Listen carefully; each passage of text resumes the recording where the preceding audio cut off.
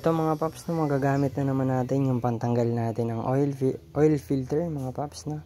Ang laking tulong nito, bale eto meron lang akong extension na gagamitin para dito mga paps na.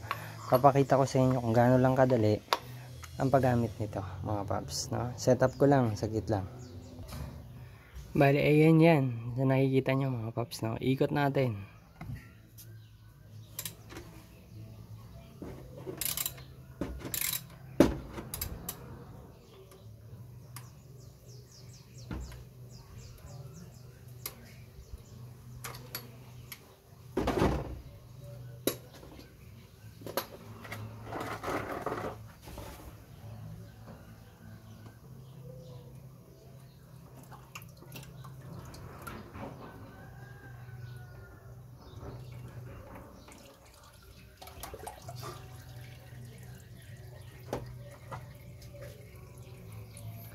Natanggal na natin mga paps.